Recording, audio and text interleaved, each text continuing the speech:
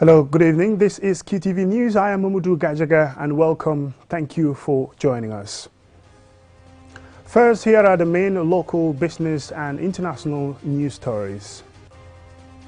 A woman killed during Friday night's windstorm was laid to rest in Lamen CDC on Monday.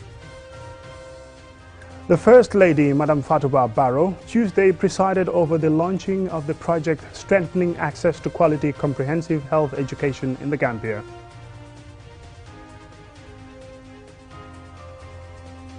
In international news, we look at what the security analysts on African affairs think can be learned for Africa in the wake of the US withdrawal from Afghanistan.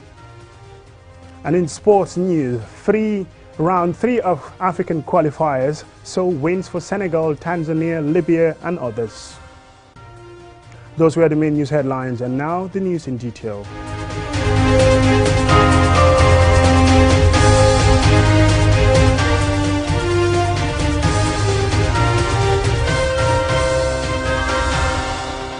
Welcome and thank you for joining us. This is QTV News. A woman killed during Friday night's windstorm was laid to rest in Lamen CDC on Monday. Our reporter Ajibintu Drame was at the funeral and visited some of the over 30 houses damaged by the windstorm. According to her family, the 41-year-old Binetou Jata died when a roof fell on her as she returned from the hospital. The powerful windstorm also damaged many households in this community. She left behind 6 children. Her widower, Famara Jata, is still devastated. I went to Fajikunda Hospital where they said my wife was taken. I wanted to know if she was hospitalized because she is asthmatic. So I went back to Lamen and to the Alcalo of Lamen CDC. Having been told a woman has been killed in the windstorm, I asked for her name, but they refused to tell me the name. I asked again, and they said she is Bintu Rohijata. I was shocked. I told them she is my wife. That's when I later called the relatives. This is the spot where she was found covered by heavy rods and the zinc roofing that killed her. Her bereaved relatives visited the spot where she took her last breath. Assessing the extensive damage caused to houses, many families are now homeless. Member Toure, the councillor for Lamin Ward, blames the extent of the damage on the poor construction of houses. It's very sad, very sad. You know, when somebody is lost, you cannot repay it. But it's very, very sad if you see all the relatives here on Saturday. This incident come on Saturday, windstorm. Very, very sad. I can't just say I'm so sorry, you know, about the incident. They have to make a budget for these kind of situations. Yeah, if you see, because it is a response, they need an immediate response for the people, you know, look at all the buildings down. So they need to take a quick response to it. So government should write a special budget for this kind of purpose. When it happens, they go and address it, you know, immediately. But it's very sad. Kunkung Danso, the deputy alcalo of Lamin CDC, had this to say. We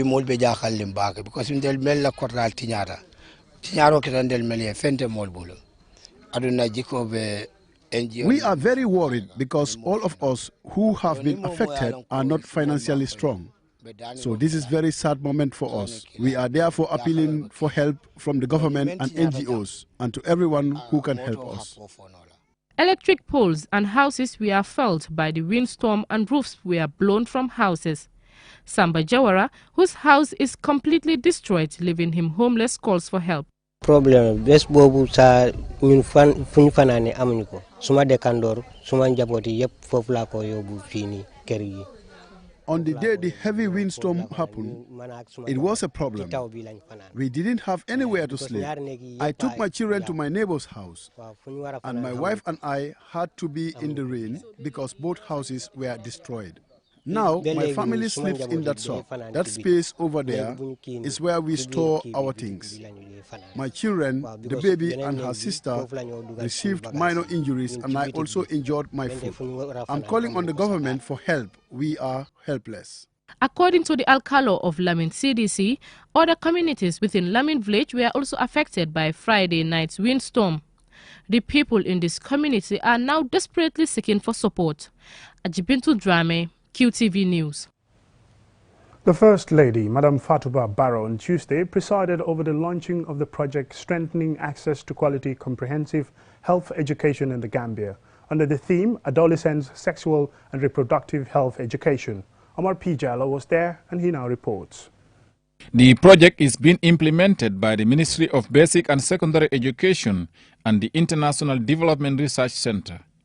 The launching was preceded by a walk symbolizing the adolescent reproductive health journey to raise awareness of adolescent parent communication and the associated culture. Delivering the welcoming remarks, the project's principal investigator, Fabian Aina Gransanya, says sexual education is a controversial issue in the Gambia, adding the project's research findings revealed that adolescent parent communication about sexual and reproductive health issues, including discussions on menstruation, prevention of pregnancy, and contraceptive use, are limited. Young Gambians are continuously exposed to sexual and reproductive health challenges such as high cases of early marriage, teenage pregnancy, sexual transmitted diseases including HIV/AIDS, and sexual and gender-based violence. Representing the Minister for Basic and Secondary Education, the Deputy Permanent Secretary at MOPSI, Jero Sanyang, said comprehensive health education is ideal for children to know how to engage in safe activities, understand their physiological development, and say no to early marriage and teenage pregnancy. Adding the involvement of community leaders and other stakeholders who play crucial roles in the educational career of children is timely and commendable. Modern education is about attitudes, skills, and competencies. However, in our society, reproductive education, health education, is surrounded with a lot of myths, and these were some of the issues that the research focused on and endeavors to address. Dr. Ahmed Lamin Samade, the Minister of Health, said young people are usually entangled in sexual and reproductive issues like sexual transmitted infections because they don't know much about them. Thus, the launching of this project is timely and apt.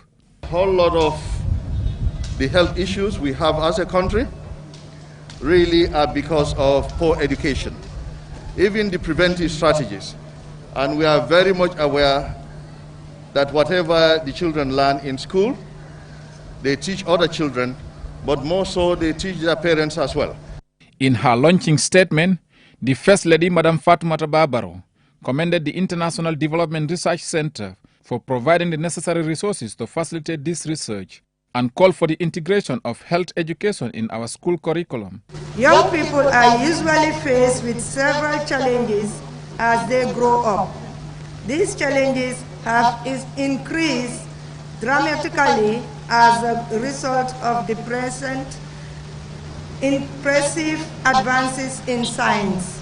Despite numerous efforts and policy frameworks to improve sexual and reproductive health of young people in the Gambia, adolescents still lack access to quality comprehensive health education on preventing and protecting themselves against sexual and reproductive health problems. Reporting for QTV News, I am Omar P. Jallo. From that story now to business news. The Q Group companies QuantumNet and Espas Motors on Wednesday signed a contract with the Gambia Transport Service Company GTSC to supply new buses to the company. The ceremony was attended by senior officials of the Q Group and the transport company. More in this report. As part of the contract, the QuantumNet and Espas Motors companies under the Q Group will supply 33 buses to the Gambia Transport Service Company GTSC. The company won the bid after a public tender in which 7 companies within and outside the Gambia participated. The partnership is geared towards easing the transport challenges faced by commuters in the urban areas. Here is Abdullah Tambedu, the chairman of the GTSC board. This is a general demand from the public that this situation currently is not tenable. It needs to be improved. When leaving your home to go to Banjul every morning or visiting other places in the country, there is a general demand for public transport. So we hope that with this delivery, we will not satisfy 100% of the demand, but at least we will reduce the gap. Gambia Transport Service Company, GTSC, is the only public sector transport company with fleets of buses transporting passengers and goods around and outside the country. The country's transport sector faces challenges including traffic congestion and a poorly planned road network. Sometimes commuters spend hours on the road before they can reach their destinations. Sidi Kanyi, GTSC's general manager, hailed the project between the two companies. It's a joyful day for GTSC. In fact, I would say during our progress from beginning 2013 to 2021, that is to date, this has been our second largest acquisition of vehicles. 2013 we started with 50, and 2015 we added 5, 2016 we added 15, and 2020 we added 25, and 2021 we are going to add 2021 to 2022 we're going to add 33. So this is why I said it's the second largest acquisition. The Q Group, under which several companies operate, promises to deliver quality and on time. In keeping with its reputation, 2 sets of brands will be delivered, Mercedes-Benz and Futon. The Q Group will pre-finance the cost of the 33 buses. GTSE will pay on through a credit arrangement over a 4-year period.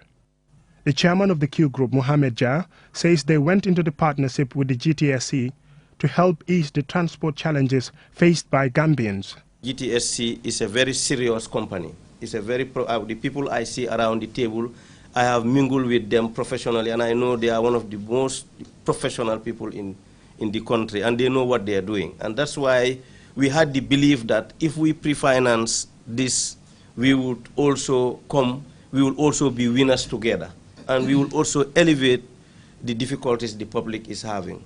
So today is a very joyful day for us, at the Q Group, because we believe that we have done another step forward, to have things better for Gambians. This is why we are here.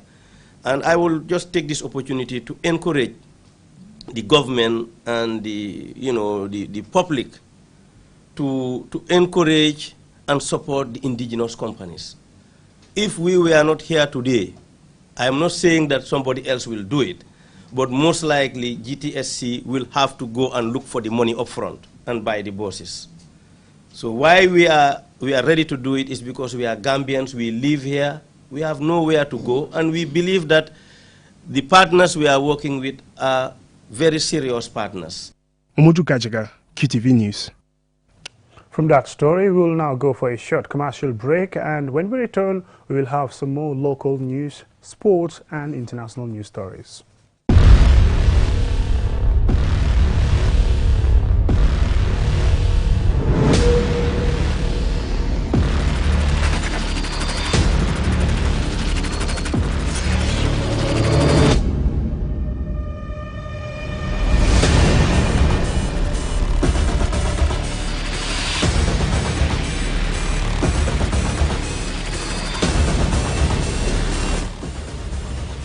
Check out the all-new Tigo 8 at S-Pass Motors. Call 3522-222 or 353-2222 for more information.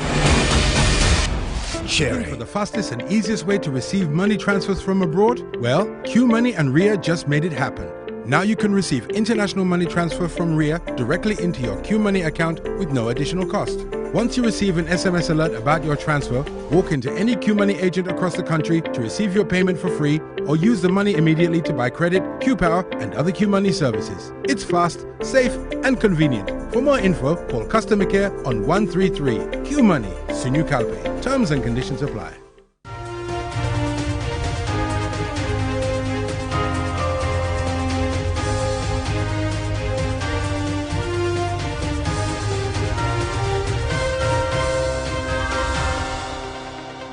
Welcome back from that short commercial break. If you're just joining us, this is QTV News. Stakeholders met at a local hotel on Tuesday to review and validate the developed National Civic Education Education Bill, which will transform the Council to a commission to carry out its mandate more effectively and efficiently. I beg your pardon. Alusise reports. In 1998, the National Assembly of the Gambia passed the National Council for Civic Education Act, which mandated the council to create and sustain awareness of constitutional democracy to achieve political, economic, and social stability through civic education. For a country like the Gambia, emerging from 2 decades of dictatorship and authoritarian rule, with much more freedom, there is a need for the NCCE to continue intensive civic education to raise awareness on citizens' rights and responsibilities. To rise to this challenge, the NCCE, a subvented institution under the Office of the President, hired a legal consultant to review the current Act 1998 and draft a new bill. This is expected to be comprehensive enough to put the institution on a strong enough footing to respond to the current realities and emerging challenges of civic education delivery in the Gambia. Sering Fai, chairman of the National Council for Civic Education, said the role of NCCE is more crucial this year as Gambians head to the polls in December. While appreciating the support from the Gambia government, Chairman Fai called for more funding to the council. The prime objective of this upgrading is to expand NCC's capacity in terms of a new legal instrument and structural reform to improve efficacy and efficiency in service delivery. Precisely, the proposed bill needs to obtain a direct and detailed mandate of the institution, clear the ambiguity of the independence of the institution, ensure the availability of funds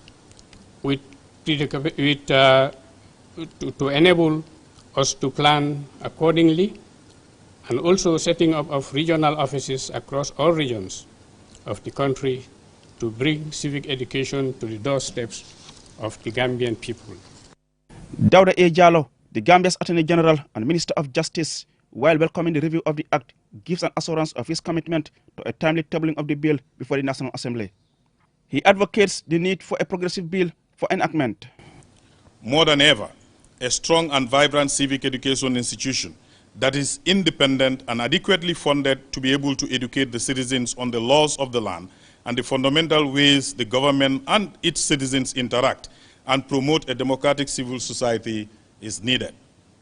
Deputizing for the Secretary General and Head of Civil Service, Mustafa Yabo, Permanent Secretary at the Office of the President, describes the reform undertaking as timely and apt, while encouraging Gambians to actively take part in the upcoming election and future engagements of the NCCE.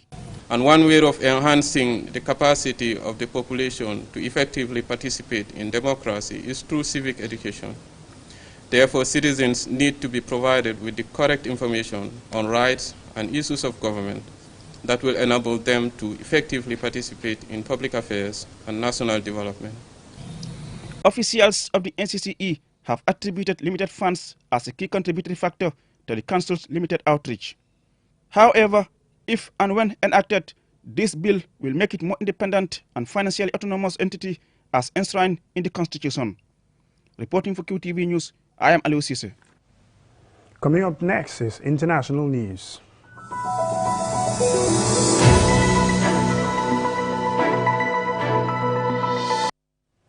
In the wake of the U.S. withdrawal from Afghanistan, security analysts on African affairs fear that the apparent triumph over the Taliban will embolden extremist groups operating on the African continent.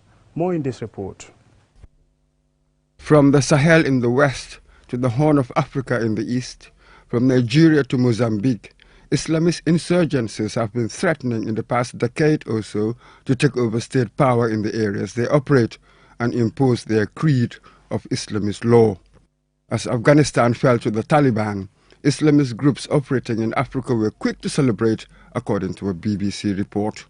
A media outlet linked to Somalia's Al-Shabaab wrote, and I quote, "God is great," in response to the takeover. Elsewhere, it has also been reported that the leader of an Al-Qaeda affiliate has said, and I quote, "We are winning," drawing comparisons between the withdrawal of foreign troops in Afghanistan and France's decision to reduce its military presence in the Sahel region. France currently has 5,000 troops operating across 5 countries: Mali, Chad, Niger, Burkina Faso and Mauritania, but it has recently announced that it will wind down its operations by early 2022. Although America's war in Afghanistan and France's in the Sahel have many differences, there are also haunting similarities, analysts say. Both have been involved in foreign countries fighting Islamist groups which, many say, are patiently confident they will outlast their enemy. The French have been in Mali since 2013, but their presence has not necessarily led to either a decrease in operational capacity of extremist groups in this region, nor has it stemmed the degree of violence. Through a combination of troop fatigue, casualties and dwindling support in Mali and at home, France might very well decide to pack up and leave, analysts warn. And that Malian troops, who are often poorly trained, poorly paid and ill-equipped, will not be able to contain the Islamist groups. The editor-in-chief of Mali's Le Pays newspaper has been reported saying, and I quote, "Many people are afraid because the situation is likely to be the same as Afghanistan. The presence of those foreign soldiers is very necessary because if they leave tomorrow, the situation will be more dangerous." End of quote. If there is any lesson to draw, it is that foreign help can be withdrawn at any time. The only sustainable solution is self-help. Yet currently in the Sahel, without foreign intervention, at least in the short term, the jihadists might finally capture a state from where they can plot attacks around the world. For QTV News, I am Murumbuch. From that story, coming up next is sports news.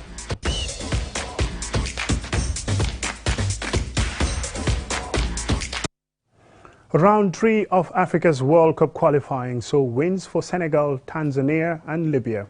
In other matches, Nigeria won away to Cape Verde, while Guinea-Bissau registered a convincing win away in Sudan. More in this report. There were few, if any, surprises, as most of the giants won or drew their games. Arguably, the biggest tie of the round saw Ivory Coast beat Cameroon 2-1 in Abidjan. Perhaps the week's headlines really should go to Burkina Faso and Cabo Verde, although for the latter, it is a spotlight they will not welcome. Burkina Faso pulled off the feat of holding to a 1-1 draw reigning African champions Algeria on Tuesday night. Algeria went into the game having thrashed Djibouti 8-0.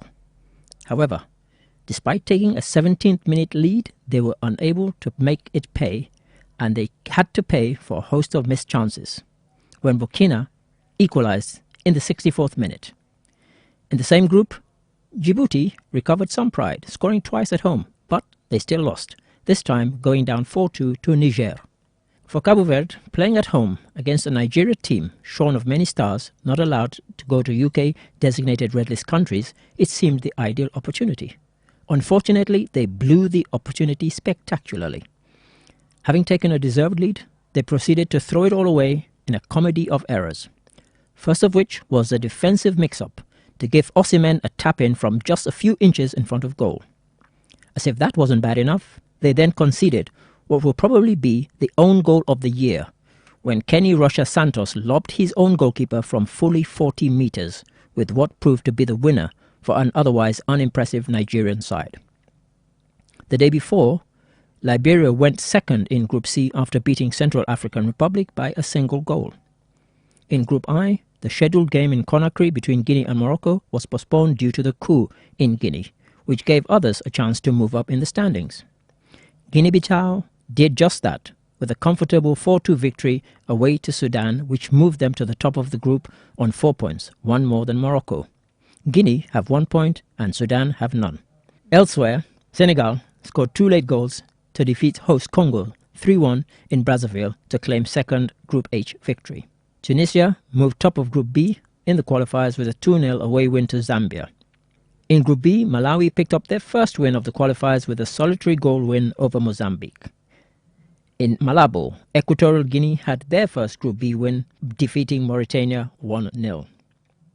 Tanzania won a 5-goal thriller, beating Madagascar 3-2 in Dar es Salaam to remain unbeaten and to go top of Group J.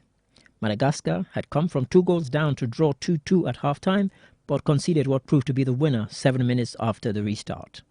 Ethiopia moved up to second in Group G behind South Africa after a hard-earned 1-0 victory at the death over Zimbabwe in Bahir Dar. Tameni scored the lone goal for the Ethiopians from the penalty spot in added time at the end of the game, and that was it. For QTV News, I am Ade Darami. Before we end the news, here is a recap of our main news headlines. A woman killed during Friday night's windstorm was laid to rest in Lamen CDC on Monday. The First Lady, Madame Fatouba Barrow, on Tuesday presided over the launching of the project Strengthening Access to Quality Comprehensive Health Education in the Gambia.